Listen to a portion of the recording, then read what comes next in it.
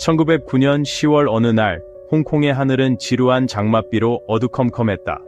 양규재는 박만생 씨의 의뢰를 받아 화덕빌딩 15A호에서 청소할 사람을 찾고 있었다. 청소 직원들이 작업하는 동안 갑자기 양규재가 비명을 질렀다. 그의 외침을 들은 한 직원이 급히 달려왔지만 눈앞의 광경을 보자마자 몸이 굳어버렸다. 침대 옆 바닥에 새하얀 해골이 어둑한 빛 속에서 드러나 마치 공포 영화의 한 장면처럼 보였기 때문이다. 양귀자에는 즉시 박만생 씨에게 전화한 후 경찰에 신고했다. 이렇게 해서 홍콩을 떠들썩하게 만든 흰 안개 사건의 수사가 시작되었다. 수많은 의문이 제기되었다. 이 해골의 주인은 누구인가? 왜 그렇게 비참한 상태로 생을 마감했는가? 그리고 왜 이제야 발견된 것인가? 이 이야기는 1909년 8월 25일로 거슬러 올라간다. 그날 유마지 지역의 화덕빌딩에 사는 한 주민이 관리사무소에 전화해 15A호에서 물이 새고 있다고 신고했다. 관리사무소는 즉시 해당 호실의 소유주인 박만생 씨에게 연락했다. 박만생 씨는 본인이 그곳에 거주하지 않고 업무로 바빠 직접 확인할 시간이 없다고 했다. 결국 그는 10월 6일이 되어서야 방문할 수 있었다. 박만생 씨가 도착했을 때 오랜 기간 방치된 집이었기 때문에 그는 열쇠를 찾을 수 없었다. 결국 자물쇠의 수리공을 불러 문을 열어야 했다. 문이 열리자 박만생 씨와 관리인은 안으로 들어갔다. 곧바로 지독한 악취가 코를 찔렀다. 당시 홍콩은 장마철이라 날씨가 흐렸고 집은 오래전부터 단수 및 단전된 상태였기에 실내는 어둑어둑했다. 그들은 주방과 화장실을 대충 살폈지만 물이 새는 흔적을 발견하지 못했다. 이에 박만생 씨와 관리인은 그대로 집을 떠났다. 그날 오후 박만생 씨는 양귀재에게 집 청소를 맡겼다. 그리고 바로 이 청소 과정에서 해골이 발견되었다. 15분 후 서구룡 강력반 경찰이 현장에 도착했다. 내부를 조사한 결과 사람의 해골이 있었지만 두개골이 떨어져 나가 있었다. 수색을 진행한 끝에 경찰은 벽 근처 쓰레기통에서 버려진 두개골을 발견했다.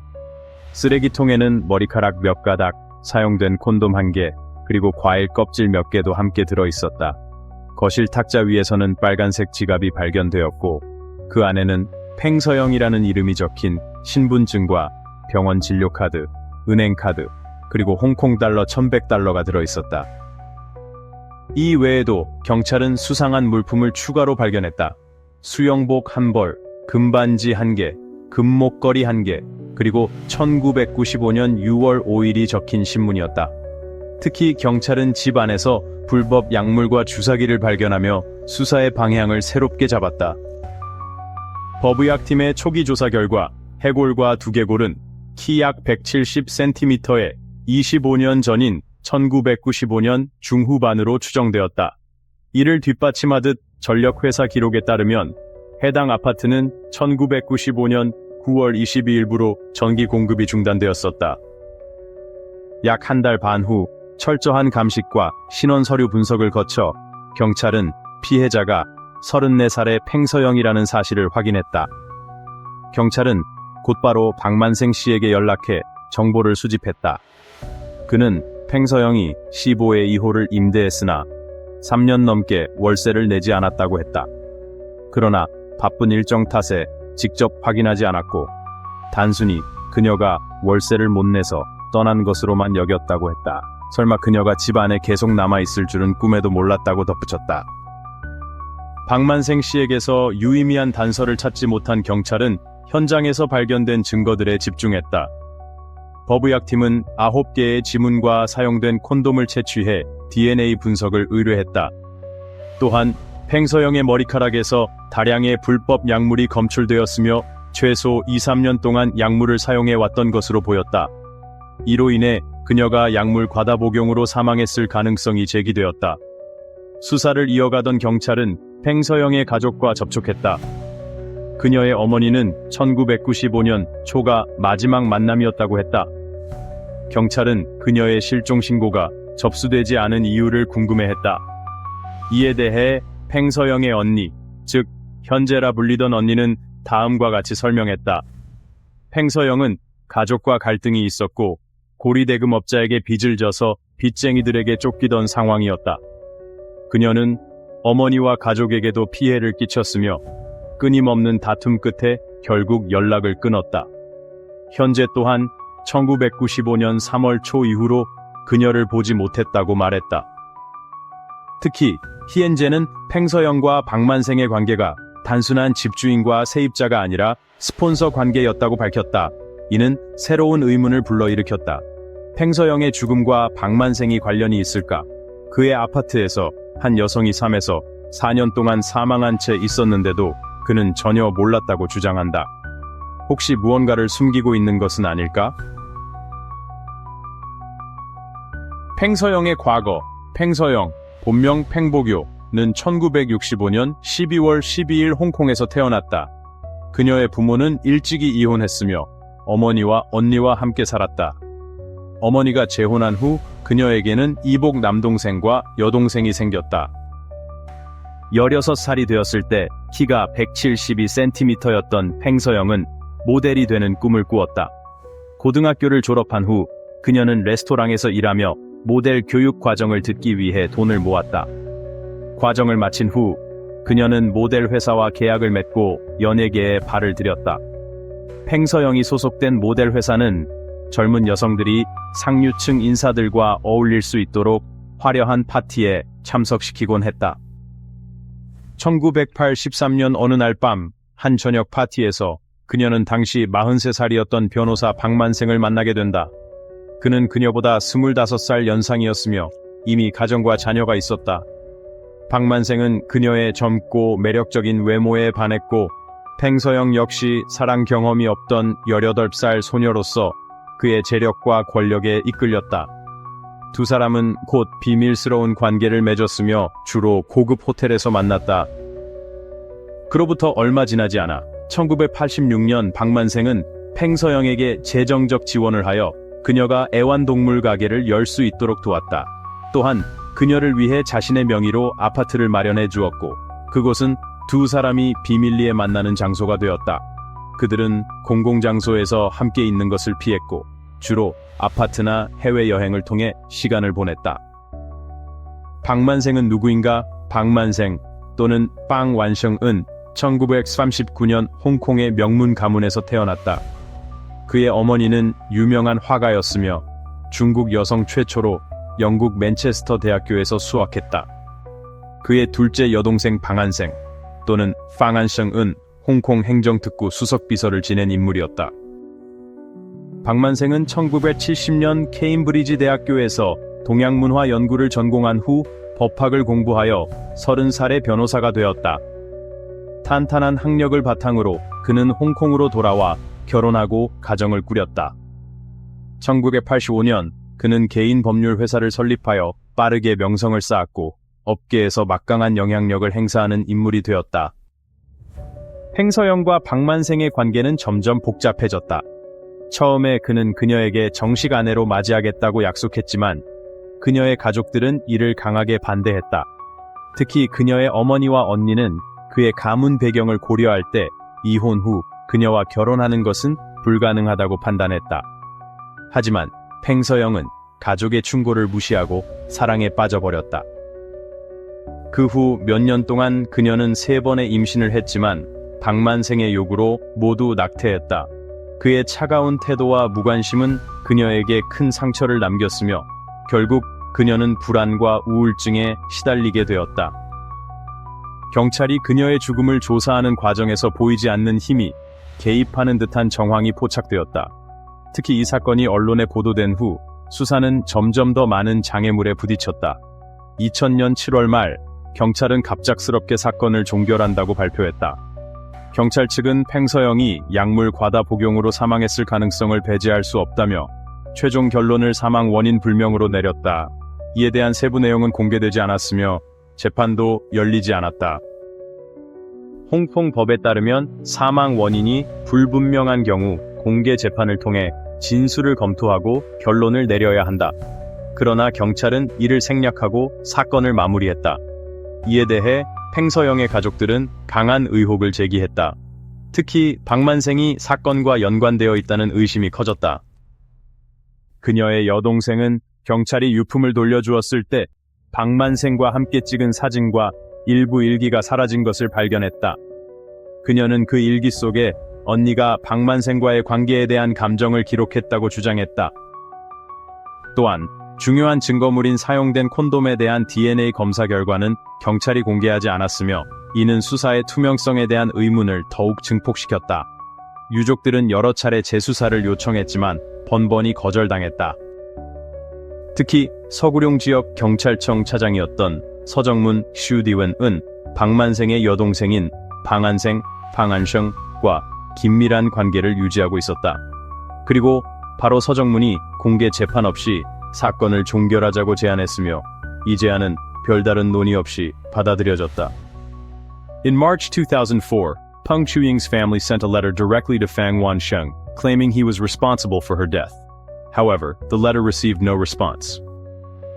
In August of the same year, they sent another letter to his mother and younger sister, Chen Fang Ansheng, emphasizing the long-standing relationship between Peng Chuying and Fang Wansheng and presenting several demands. The demands were as follows. 1. The holding of a memorial service for Peng Chuying. 2. The provision of a place to enshrine her spirit tablet. And 3. The transfer of ownership of the apartment she lived in, Unit 15A, to her family. Not. Yet again, the Fang family did not respond. 또 2005년 팽서영의 가족은 마지막 희망을 걸고 홍콩의 부패방지위원회, 즉 ICAC에 정식으로 사건을 접수했습니다. 하지만 사건 수사는 진전이 없었고 위원회는 이렇다 할 결과를 내놓지 못했습니다. 절망에 빠진 가족은 우연히 왕정정 변호사를 알게 되었습니다. 그녀는 1980년대 홍콩의 유명 배우 출신으로 은퇴 후 홍콩대학교에서 법학을 공부하여 변호사가 되었습니다. 특히 사회적 약자를 위해 무료 변론을 맡는 것으로 명성이 높았으며 여러 유명 사건을 파헤친 이력이 있었습니다. 왕정정은 사건 관련 자료를 면밀히 검토한 뒤 팽서영 사건을 맡기로 결정했습니다. 이는 큰 전환점이 되었는데 이전까지 누구도 이 사건을 다루길 꺼려했기 때문이었다. 그녀는 입법회 의원 양요춘과 협력하여 법원에 공식 서한을 보내 사건 재조사를 요청했다. 하지만 법원의 답변은 단 한 줄이었다. 판결에 대해 논평하지 않는다. 그러나 왕정정은 포기하지 않았다. 법률지원처 요청. 2005년 6월 14일 왕정정의 주도 아래 팽서영의 가족은 홍콩 법률지원처에 도움을 요청했다. 이후 난자 경찰서에 정식으로 사건을 신고하며 4가지 주요 의혹을 제기했다. 첫째, 팽서영은 타살당했을 가능성이 높다. 둘째, 누군가 시신을 은폐하고 불법적으로 옮겼을 가능성이 있다. 셋째, 주요 증거물이 훼손되었을 가능성이 있다. 넷째, 수사 과정에서 공정성을 해치는 행위가 있었다. 경찰이 여전히 소극적인 태도를 보이자 왕정정과 입법회 의원 양요충은 기자회견을 열어 모든 의혹을 공개했다. 이 사건은 홍콩 언론에 의해 대대적으로 보도되었고 다음 날 주요 신문 1면을 장식했다. 여론의 것의 압력에 경찰도 더 이상 무시할 수 없게 되었다. 청문회 개시. 2006년 2월 20일 팽서영 사망사건의 원인 규명 청문회가 정식으로 개시되었다. 이 재판에서 총 49명의 증인이 소환되었다. 가장 먼저 증언한 사람은 팽서영의 어머니였다. 그녀는 딸이 박만생을 만나 연인이 되기까지의 과정과 두 사람의 관계를 상세히 설명했다. 그녀에 따르면 박만생은 팽서영에게 생활비를 지원해 주었으며 그녀가 거주하던 난자 아파트를 마련해 주었다. 그러나 1991년 이후 박만생은 점점 냉담해졌고 딸과의 관계를 소홀히 했다. 또한 어머니는 딸이 마약에 중독되었다는 소문을 강력히 부인하며 그녀가 가끔 수면제를 복용했을 뿐 마약을 사용한 적은 없다고 주장했다. 그녀는 박만생의 가족이 권력을 이용해 수사를 방해하고 사건을 은폐했다고 강하게 비판했다. 2006년 3월 3일 박만생이 처음으로 법정에 출석했다. 연인 관계 인정. 그는 팽서영과 연인 관계였음을 인정했지만 그녀가 도박에 빠지고 마약을 복용하면서 관계가 악화되었다고 주장했다. 그는 팽서영이 한때 자신에게 30만 홍콩 달러를 요구했으나 실제로 그녀의 빚이 5만 홍콩 달러에 불과하다는 사실을 알고 크게 실망했다고 말했다. 또한 그는 팽서영이 다른 남성과 관계를 맺고 있었다고 주장했다. 그는 난자 아파트를 방문했을 때 그녀가 캐나다인 남성과 친밀한 모습을 보였으며 심지어 그 남자와 결혼을 계획하고 있었다고 증언했다. 이후 팽서영의 과거 연인 4명이 증언대에 섰다. 그들은 한결같이 그녀가 마약을 사용했으며 방탕한 생활을 했고 빚이 많았으며 우울증으로 인해 자살을 시도한 적이 있다고 말했다. 특히 한 증인 소한화는 팽서영이 자주 강아지를 사러 왔는데 올 때마다 야한 옷을 입거나 심지어 알몸으로 자신을 유혹하려 했다고 증언했다. 그는 그녀가 눈빛이 흐릿하고 마약에 취한 것처럼 보였다고 말했다. 이 증언이 나오자 법정에 있던 팽서영의 언니 현재는 참지 못하고 눈물을 흘리며 재판장을 뛰쳐나갔다. 팽서영의 가족은 박만생이 위증을 시키기 위해 가짜 증인을 동원했다고 주장하며 강하게 반발했다. 이에 왕정정 변호사는 증인들의 신뢰도를 검증하기 위해 다음과 같은 질문을 던졌다. 그러나 증인들 중 어느 누구도 정확한 대답을 하지 못했다. 이에 따라 법정에서는 그들의 신빙성에 의문을 제기하기 시작했다. 홍콩 법무부의 고위 변호사 기려비는 박만생을 상대로 강한 질의를 던지기 시작했다. 2004년 3월 팽서도영의 가족은 직접 편지를 보내 박만성에게 그녀의 죽음에 대한 책임을 물었다. 그러나 답장을 받지 못했다. 같은 해 8월 그들은 그의 어머니와 여동생인 진방한성에게도 편지를 보내 팽서도영과 박만성의 오랜 관계를 강조하며 다음과 같은 요구를 했다. 초제를 지내고 팽서도영의 위패를 모실 장소를 마련하며 15A호 아파트의 소유권을 가족에게 이전할 것. 그러나 방씨 가족의 반응은 여전히 침묵뿐이었다. 2005년 마지막으로 정의를 찾기 위해 팽서도영의 가족은 홍콩의 부패방지위원회에 청원서를 제출했다. 그러나 사건에 대한 진전이 없다는 이유로 또다시 거절당했다. 가족이 거의 막다른 길에 몰렸을 때 그들은 우연히 왕정정 변호사를 알게 되었다. 그녀는 1980년대 홍콩의 유명 배우였으나 전성기에서 은퇴한 후 홍콩대학교에서 법학을 공부하여 변호사가 되었다.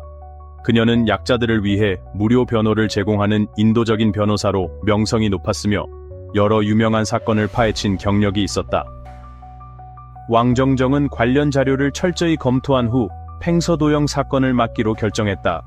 이는 중요한 전환점이었는데 이전까지 거의 아무도 이 사건을 다룰 용기를 내지 않았기 때문이다.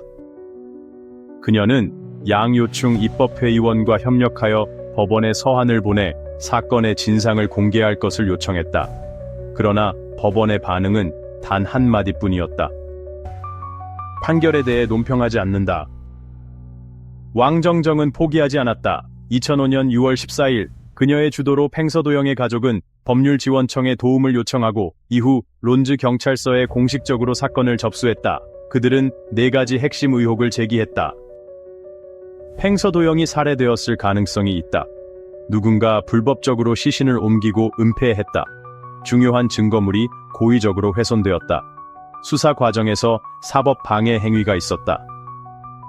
일반적인 법적 절차가 효과를 보이지 않자 왕정정과 양요충 의원은 기자회견을 열어 사건의 모든 의혹을 언론에 공개했다. 이 기자회견은 사회에 큰 충격을 주었고 다음 날 홍콩의 주요 신문 일면에 팽서도영 사건이 대서특필되었다. 여론의 압박이 거세지자 경찰도 더 이상 침묵할 수 없었다. 2005년 6월 23일 서구룡 중대범죄수사팀은 재수사를 공식 발표했다. 여론의 압력이 계속되자 같은 해 11월 홍콩의 신임 법무장관 황인룡은 직접 법원에 청원을 제출해 팽서도영의 사망 원인을 규명하기 위한 공청회를 열 것을 요청했다. 법원은 이를 신속히 승인했다. 2006년 2월 20일 팽서도영의 사망 원인을 밝히기 위한 재판이 정식으로 열렸다. 법원은 총 49명의 증인을 소환해 사건의 진상을 규명하고자 했다. 첫 번째 증인은 팽서도영의 어머니였다. 그녀는 딸이 박만성을 만나 연인이 되기까지의 과정을 증언하며 박만성이 팽서도영에게 금전적 지원을 하고 론즈 아파트를 제공했다고 밝혔다. 하지만 1991년 이후 박만성은 점점 그녀를 냉대하기 시작했다고 했다. 또한 그녀는 딸이 마약을 상습 복용했다는 주장을 부인하며 가끔 수면제를 복용했을 뿐 중독 증상은 없었다고 강조했다. 그녀는 방씨 가족이 권력을 이용해 사건을 은폐하고 정의를 방해했다고 주장했다. 3월 3일 박만성은 처음으로 법정에 모습을 드러냈다. 그는 팽서도영과 연인 관계였음을 인정하며 한때 행복한 시간을 보냈다고 진술했다. 그러나 그는 팽서도영이 마약을 사용하고 도박에 빠지면서 실망했고 결국 헤어졌다고 주장했다.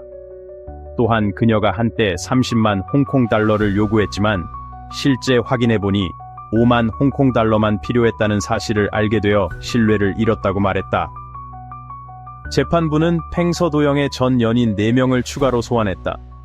그들은 그녀가 마약을 사용했으며 방탕한 생활을 했고 우울증을 앓으며 자살 의도를 보였다고 증언했다. 그러나 왕정정 변호사는 이들의 신뢰도를 의심하며 팽서도영의 생일이 언제입니까?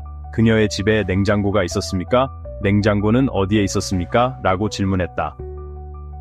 하지만 이들은 모두 제대로 답변하지 못했다. 왕정정은 사건 파일을 요청했으나 기록이 없다는 답변을 받았다. 결국 그녀의 집요한 요구 끝에 경찰은 300장의 사진을 제공했지만 대부분 흐릿하거나 불완전했다. 이에 그녀는 재판정에서 확대경을 배포하며 사진을 자세히 살펴보게 했다. 그러던 중 세금 체납 독촉장이 발견되었다. 그녀는 토지등기소 자료를 공개하며 팽서도영이 1989년부터 1991년까지 세 채의 부동산을 소유하고 있었으며 박만성이 그녀의 이름을 이용해 부동산 투기를 했음을 밝혀냈다. 은행 대출 기록에 따르면 그녀는 총 310만 홍콩 달러를 대출받았는데 박만성이 주장한 도박 중독자가 과연 이런 대출을 받을 수 있었겠냐는 의문이 제기되었다.